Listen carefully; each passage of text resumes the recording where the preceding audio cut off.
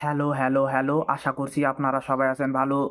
So recently famous YouTuber ধ্রুব রাঠি আর Bollywood actress Jahnavi কাপুরের মাঝে খুবই একটা বড় কন্ট্রোভার্সির সৃষ্টি হয়েছে।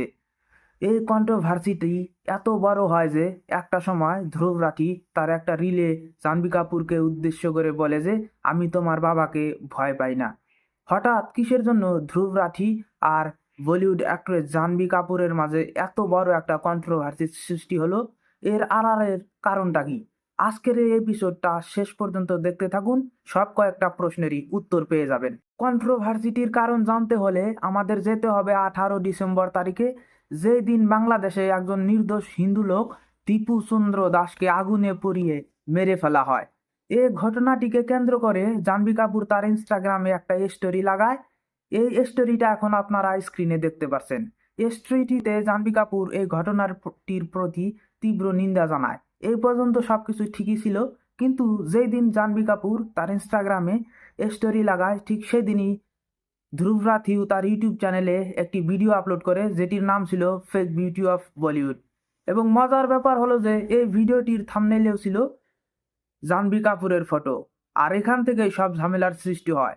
সোশ্যাল মিডিয়ায় একাংশ অন্ধ ভক্তরা ধ্রুব রাঠিকে ট্রোল আর হেট করা আরম্ভ করে।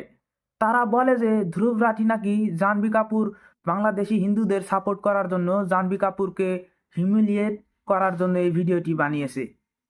তারা আরো অনেক কিছু ধ্রুব রাঠির বিরুদ্ধে বলা বলি শুরু করে, কিন্তু তাদের ট্রোল আর হেটের পরিমাণ যখন অসীমিত হয়ে যায় তখন ধ্রুব রাঠিও চুপ থাকে না। সে একটা শর্ট ভিডিও তার ইনস্টাগ্রামে আপলোড করে এবং ওখানে তাদের জবাব দেয়। ধ্রুব রাঠি তার ভিডিওতে বলে যে যারা তাকে ট্রোল আর হেট করছে ওটা একদমই ননসেন্স আর ইললজিক্যাল। সে বলে যে সে নিজেই বাংলাদেশে ঘটে যাওয়া ভিডিও ইনসিডেন্টের উপরে একটা ভিডিও বানিয়েছে, সে কেনই বা জাহ্নবী কাপুরের বিরোধিতা করবে। সে আরও বলে যে তার আধা ঘন্টার একটা ভিডিও একদিনেই শ্যুট করে এডিট করে আপলোড করা কি সম্ভব?